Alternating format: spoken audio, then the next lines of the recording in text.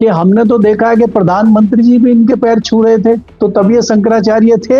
अब इनको अपने शंकराचार्य होने का सर्टिफिकेट देना पड़ेगा क्या? जो ये अनेकों बाबा घूम रहे हैं तो करोड़ों की गाड़ी पे बैठ के जा रहे हैं और इनको कह रहे हैं कि आप पैदल जाना चाहिए, आपको आपकी बग्गी नहीं जाएगी। कोई सवाल पूछता है उसको भ्रमित कर दो, उसको प्रताड़ित कर दो, उसको नोटिस दे दो, उसी से सवाल पूछने लगो, उसी के अस्तित्व में सवाल खड़ा कर दो।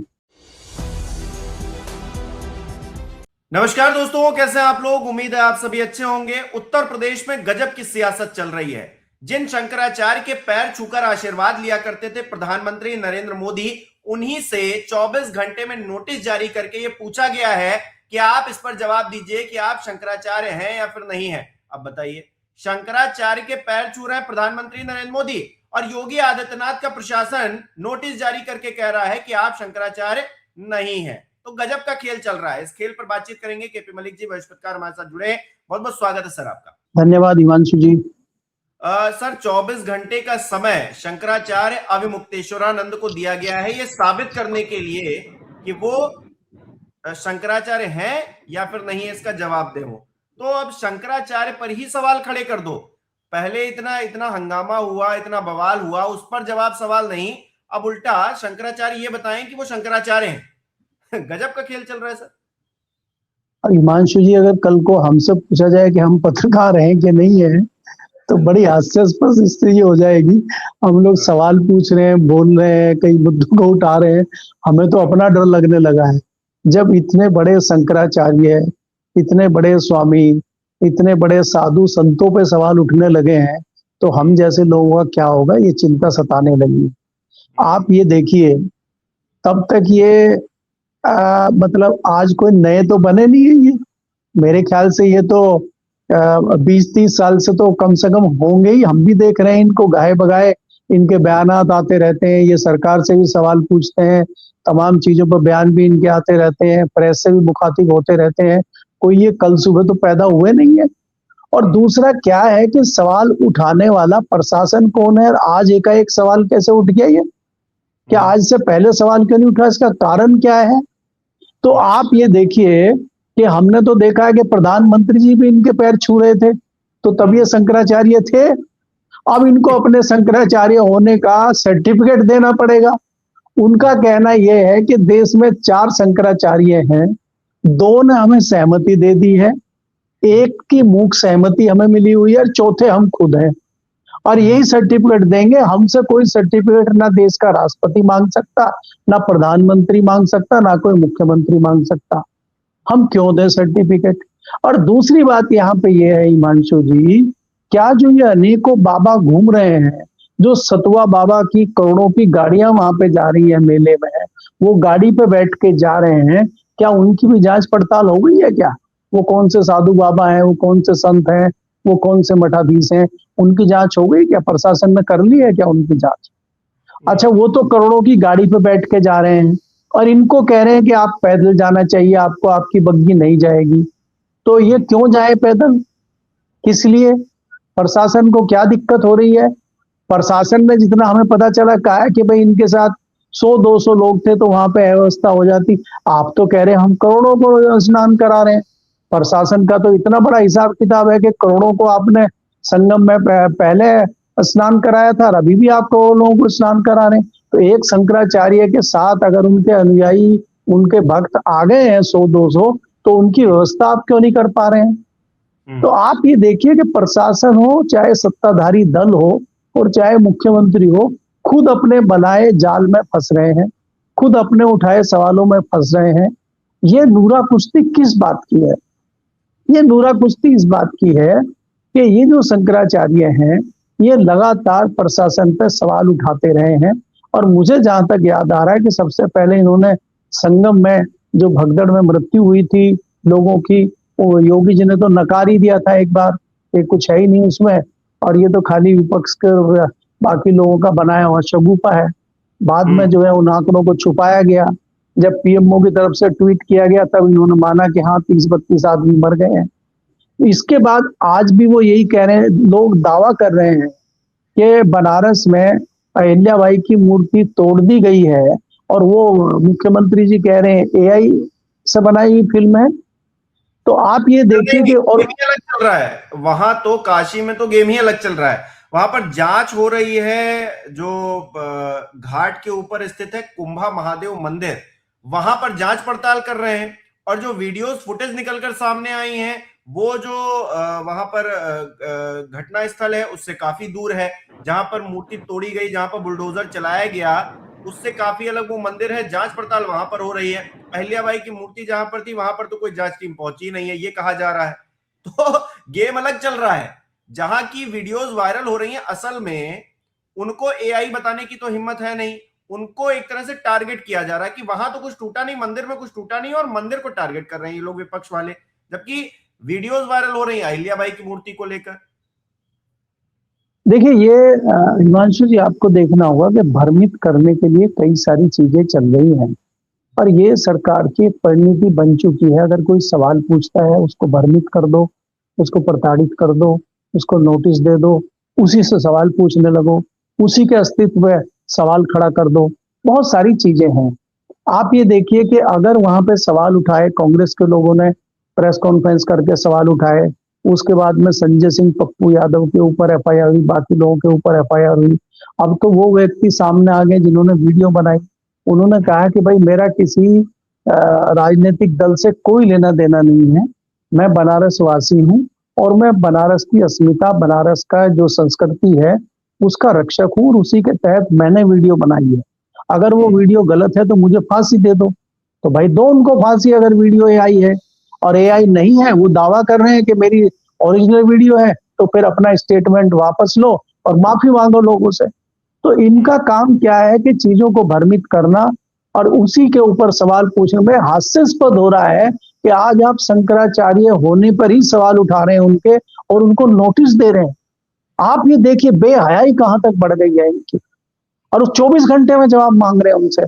क्या इन्होंने सतुआ बाबा से मांगा है? क्या बागेश्वर बाबा से आज तक पूछा है कि आप दिल्ली से लेके मथुरा तक यात्रा कर रहे हैं तो इतने लोगों को प्रभावित आप कर रहे हैं, आप कौन से संत हैं, कहां से आए, क्या है? आपके वहां पे तमाम अधिकारी उनके पैर छू रहे हैं, उनके जूते साफ कर रहे हैं, तो ये उनसे भी पूछते हैं क्या?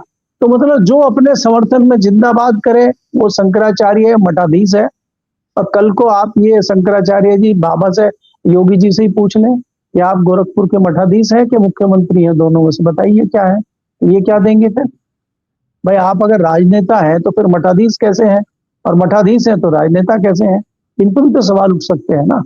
तो देखिए यहाँ तो नहीं बन रहा है सर। कल प्रेस कॉन्फ्रेंस हुई थी, प्रेस कॉन्फ्रेंस में बड़े बड़े अधिकारी, सौम्या जी भी मौजूद थी, जवाब देते नहीं बन रहा था उनको, और पत्रकार उनसे सवाल पूछ रहा और उठकर भाग गए, भाग खड़े हुए ये सब। ऐसा मानो पता चला क्या मुंह छुपाकर भाग गए ये सब। मतलब इतने बड़े बड़े अधिकारी उस सवालों का जवाब नहीं दे पा रहे हो, पत्रकार उसमें ज्यादातर तो गोदी मीडिया के ही रहे होंगे, उनके जवाब भी नहीं देते बन रहा है। देखिए हिमांशु, जब सवाल आने शुरू होते हैं, चाहे वो गोदी पत्रकार हो चाहे बिना गोदी पत्रकार हो, सवाल होते हैं और उनके जवाब देने पड़ते हैं। कई बार अधिकारी बहुत दबाव में काम करते हैं और हमने तमाम अधिकारियों को देखा है पिछले 3, 3.5, 4 दशक में। अधिकारी बहुत अच्छा रास्ता निकाल लेते हैं, वो बहुत ज्यादा किसी प्रॉब्लम में, किसी दिक्कत में फंसते नहीं है। उनको मालूम है आज फलाने राजनीतिक दल की सरकार है, कल को दूसरे राजनीतिक दल की सरकार बनेगी, तो उसी तरह से व्यवहार करते हैं, उसी तरह से वो बच निकलते हैं। लेकिन आज हैरानी इस बात की होती है कि आजकल के जो नौकरशाह हैं, आजकल के जो अधिकारी हैं, वो सरकार के दलाल जैसे बन गए हैं। वो सरकार को बचाने के लिए कुछ भी करने को तैयार हैं। उनको ये नहीं लगता कि आने वाले समय में क्या होगा, जांच होगी तो क्या होगा। क्या जिन्होंने नोटिस जारी किया है कि 24 घंटे में आप बताइए कि आप कहाँ के शंकराचार्य हैं, क्या मठाधीश हैं, क्या है, इनसे वो सवाल पूछ रहे हैं। कल को सरकार बदलेगी तो फिर वो क्या करेंगे? तो इनको ना शर्म आ रही है, ना इनको डर लग रहा है, ना इनको कोई दिक्कत हो रही है। दूसरी बात यह है कि सवाल जब पूछे जाते हैं तो सवालों के जवाब इनके पास नहीं होते, इसलिए ये भाग खड़े होते हैं। जैसा आपने कहा, प्रशासन की बात आप कर रहे हैं, यही प्रशासन नोएडा में इतने दिन से सीईओ बन के बैठे थे और एक इंजीनियर की वहां पे हत्या कही है, उसको हत्या कह रहे हैं लोग, की हत्या हुई है। आप इतने लापरवाह काम करते हैं वहां पे, सिर्फ आप दलाली और पैसा बटोरने के लिए बैठे हैं, और अब आपको सस्पेंड कर दिया गया है। अब आप सस्पेंड हो गए, अब आपको हटा दिया गया है, जाइए। तो इस तरह की जो चीजें हो रही है, अब आप, मुझे जो खबर मिली है कि जो संगम का मेला चल रहा है, प्रयागराज में मेला चल रहा है, वहां का जो सबसे निचले दर्जे का सफाई कर्मचारी है, वो जो सबकी गंदगी साफ करता है, उसको आपने 1 साल से वेतन नहीं दिया है, उससे आप फ्री में काम करवा रहे हैं। तो वहां का आपके अधिकारी चले गए, वहां का आपकी अफसरशाही चली गई, उनके साथ न्याय क्यों नहीं कर रहे हैं आप? सफाई कर्मी सब सड़क पर आ गए हैं और हंगामा कर रहे हैं, झाड़ू लेकर हाथ में प्रदर्शन कर रहे हैं, कूड़ा फैला रहे हैं बताइए। लोग। तो मैं इसीलिए कह रहा हूं कि जो दोहरा चरित्र अधिकारियों का और नौकरशाहों का हो गया है, इसका जवाब कौन मांगे, इसका क्या करें? तो बेहयाई सरकार के लोगों में तो है ही, मंत्रियों में और बाकी लोगों में तो है ही, अधिकारियों में भी बेहयाई दिखाई दे रही है। और अधिकारी भी अपनी जिम्मेदारी छोड़ के चापलूसी में लगे हुए हैं। ये बड़ा दुर्भाग्यपूर्ण नजरिया हमें दिखाई दे रहा है आजकल। और धीरे धीरे ये परिणति बढ़ती जा रही है कि आपको सत्ता की चमचागिरी, सत्ता की वो करनी है, क्या बोलते हैं उसको, सत्ता की चाटुकारिता आपको करनी है। आप उसमें इतने मस्त, इतने मग्न हो गए हैं कि आपको अपना जो निर्वहन करना है, अपने कर्तव्य का निर्वहन करना है, वही आप भूल गए। आप सफाई कर्मियों का वेतन क्यों नहीं दे रहे भाई? क्या बिना अपने बात किए, बिना कोई टेंडर किए, बिना कुछ किए उनसे सफाई करवा रहे हैं क्या? अगर कोई बात हुई होगी तो आप उसका निराकरण क्यों नहीं कर रहे हैं? आप कह रहे हैं कि 1 साल, अरे 1 महीना हो, कोई बात हो, समझ में आता है, कोई जांच चल रही, कोई बात है। 1 साल से आप वेतन नहीं दे रहे हैं और बड़े बड़े दावे आप कर रहे हैं। तो इससे पता लगता है कि आप खाली दिखावे में विश्वास रखते हैं और आप खाली जो है डुगडुगी बजा रहे हैं, इसके अलावा कुछ काम धरातल पे नहीं आप कर रहे हैं।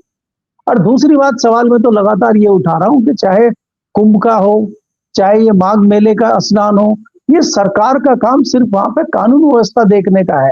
कौन स्नान करेगा, कौन वीआईपी दर्शन करेगा, कौन वीआईपी स्नान करेगा, ये काम सरकार का नहीं है। सरकारें पहले भी हुई हैं, सरकारें आज के बाद भी होंगी। ये सरकार का काम नहीं है श्रेय लेना कि हमने इतने लोगों को स्नान करा दिया, हमने ये कर दिया, हमने, अच्छा जो कुछ अच्छा हो जाए हमने कर दिया और कुछ दूसरा हो जाए वो विपक्ष ने कर दिया, ये तो प्राकृतिक घटना है। पिछले दिनों जब कुंभ में लोगों की मृत्यु हो गई तो ये जो 2 कौड़ी के संत हैं जिनको कुछ पता नहीं, वो कह रहे हैं कि मोक्ष प्राप्त हो गया उनको, तो उनको मोक्ष प्राप्त कर दिया आपने, क्योंकि आप वहां व्यवस्था कहाँ चली गई आपकी? तो ये बयान था, मतलब संवेदना दूर दूर तक शब्दों में नहीं थी। और जिस तरह से वो कहा गया कि मोक्ष प्राप्त हो गया, मतलब अपने आप में दयनीय स्थिति है ऐसे बाबाओं की। बाप, मैं वही कहना चाह रहा हूं कि भारतीय जनता पार्टी ने जो इस तरह का बयान जिसने दिया उसके ऊपर कोई एक्शन किया सरकार ने? ये जो अधिकारी आज नोटिस दे रहे हैं, इन्होंने उनको नोटिस दिया था बाबा को कि आपने इस प्रकार का बयान कैसे दे दिया? उनको दे पाए थे नोटिस? उनको 24 घंटे का समय दे पाए थे? तो इसलिए मैं क्या कह रहा हूं कि आज के नौकरशाह और अधिकारी भी चापलूसी में इतने डूब गए हैं कि बिना सोचे समझे आदेश जारी कर दे रहे हैं। उनको पता ही नहीं है कि आदेश क्या होना चाहिए। इतने बुद्धिहीन और इतने औसत बुद्धि भी इन अफसरों में नहीं है, तो ये कैसे काम करते होंगे, ये सोच के हैरानी होती है कई बार। जी अच्छा सर, झूठ ही झूठ बोला जा रहा है, मतलब हम देख रहे हैं हर जगह पर झूठ ही झूठ बोला जा रहा है, जबकि सबूत सामने, आंखों में धूल झोंकना क्या इसे ही कहते हैं। हम वोट चोरी से देख रहे हैं, राहुल गांधी ने वोट चोरी का जिक्र किया, तमाम सबूत सामने रखे, कहा गया जो हमारे महान ज्ञानेश कुमार जी हैं उनकी तरफ से कि सब झूठ है, हमको एफिडेविट दीजिए आकर तब हम मानेंगे। अब एफिडेविट इन सबूतों से बढ़कर हो गए। अभी मुक्तेश्वरानंद सीधे सीधे ये कह रहे हैं कि योगी आदित्यनाथ ने कुंभ मेले में झूठ बोला और अब उनके अधिकारी माघ मेले में झूठ बोल रहे हैं। तो झूठ ही झूठ है हर तरफ, जो दिख रहा है उसको भी झुठलाया जा रहा है। जो तस्वीरें सामने आ रही काशी से, उनको कहा जा रहा है एआई जनरेटेड, जांच कहीं और पर की जा रही है, जहां पर जांच की जानी चाहिए वहां पर अधिकारी पहुंच ही नहीं रहे हैं, क्योंकि वहां पर असलियत निकलकर सामने आ जाएगी, वहां सच निकलकर सामने आ जाएगा। इसलिए हवा हवाई सब कुछ सच चल रहा है, झूठ झूठ झूठ ये कहकर सारी बातों को सच कर लिया जा रहा है। गजब का खेल चल रहा है सर, मतलब ऐसी सरकार कभी देखी थी आपने? नहीं हिमांशु, आप ये देखिए ना कि ये जो झूठ चल रहा है, कोई नया झूठ तो चल नहीं रहा है। ये तो बनारस से ही शुरू हुआ, माँ गंगा ने बुलाया था, फिर जो है प्रयागराज का आपने देखा, अयोध्या में आपने देखा, आप झूठ में बड़े बड़े दावे कर रहे थे, जनता ने आपकी हवा निकाल दी, तो आपके सारे दावे और सारे वादे सब झूठ सिद्ध हो गए। आप दिल्ली में कहते हैं कि प्रदूषण, किसान पराली जला रहे हैं इसलिए प्रदूषण हो रहा है, आज भी प्रदूषण चल रहा है, चर्चाएं बंद हो गई है। सरकारें लगातार झूठ बोल रही हैं। अब तो किसानों की पराली भी नहीं जल रही, अब तो गेहूं भी काफी बड़े बड़े हो गए, सरसों की फसलें उगी हुई हैं, वहां तो ग्रीनरी सारी जगह है। वो तो अब उल्टा आपको ऑक्सीजन दे रहे हैं। अभी पोल्यूशन किस चीज का दिल्ली में है? सांस लेना दूभर है। कल जो है 750 था दिल्ली में जहां पे हम रहते हैं, और ये 1000 से ऊपर कई बार चले जा रहा है। चर्चाएं खत्म हो गई हैं इनके झूठ पे। ये घुसपैठिए भगा रहे थे, पहले महाराष्ट्र से घुसपैठिए भागे, हरियाणा से भागे, दिल्ली से भागे, बिहार से भागे, अब घुसपैठिए भगाने पहुंच गए ये वेस्ट बंगाल और आसाम में। इलेक्शन होते ही वहां घुसपैठियों से खाली हो जाएगा। आंकड़े नहीं दे रहे हैं। पिछले 12 साल में आपने किसने घुसपैठियों को निकाला, इसके आंकड़े जारी करने के लिए इनके पास कोई कागज नहीं है। तो झूठ पे टिका हुआ सारा मामला, इसमें कौन सी कोई दो राय है? कोई एक झूठ थोड़ी चल रहा है, बहुत सारे झूठ चल रहे हैं। और झूठ पे देश बम बम है, धार्मिक भावनाएं को भुनाने का काम हो रहा है, और अंधभक्त जो है वो झूम रहे हैं, उनको लगाया हुआ है काम पे। आज कोई सवाल अब आप इससे बड़ा दुर्भाग्य क्या होगा, जिनके ऊपर हमारे देश की राष्ट्रीय सुरक्षा का जिम्मा है, वो कह रहे हैं हमें अपनी अस्मिता का बदला लेना है, जो 1000 साल पहले हमारे साथ हुआ। अब 1000 साल का इतिहास मुझे तो याद है, मैं तो था नहीं 1000 साल पहले, ये थे शायद। अब इनको आज बदला लेना है और युवाओं के सीने में आग जलानी है। इनके जो बेटे हैं उनके सीने में आग जल रही है क्या? वो निकल रहे हैं क्या मशाल लेके? उनको भी तो पूछ लो कहाँ है वो। तो ये तो देश को झुठलाने के लिए, बरगलाने के लिए काम कर रहे हैं, और अपनी सत्ता को साध के, सत्ता कहाँ कहाँ आ जाए, सरकार में कहाँ कहाँ बैठ जाए, कहाँ कहाँ लूटपाट की जाए, इसकी जो है रणनीति को बढ़ाते हुए आगे चल रहे हैं। और ये इस तरह का सिलसिला खाली यूपी में ही नहीं, दूसरे राज्यों में और केंद्र में भी चल रहा है। अब कब तक चलेगा, क्या होगा, ये तो समय बताएगा। जी बिल्कुल। एक कहावत है, आंख का पानी मरना, तो शायद वही कुछ हो गया है सरकारों के साथ में। कोई पानी पीकर मरा जा रहा है दूषित, तो भी ये कहते हैं कि घंटे वाली बात है, और यहाँ पर कुंभ में हादसा हो जाता है तो उस पर भी कहते हैं कोई नहीं मरा, और अब भी कह रहे हैं कि कुछ नहीं हुआ है। और पूछा जा रहा है शंकराचार्य से कि आप शंकराचार्य है कि नहीं। अब 24 घंटे में जवाब जो आएगा लिखित तौर पर आएगा ही, लेकिन उससे पहले उन्होंने जो कुछ कहा है वो सार्वजनिक है, सोशल मीडिया पर वायरल हो रहा है। बहुत बहुत शुक्रिया केपी मलिक जी हमारे साथ जुड़ने के लिए, तमाम बातचीत के लिए। हमारे दर्शक से देख रहे हैं इस विषय को, हमें कमेंट करके जरूर बताएं। इस वीडियो को लाइक करना, शेयर करना मत भूलिएगा। हमारे चैनल को सब्सक्राइब नहीं किया है तो वो भी जरूर कीजिएगा, और आप हमें सहयोग भी कर सकते हैं ज्वाइन बटन पर क्लिक करके। बहुत बहुत धन्यवाद।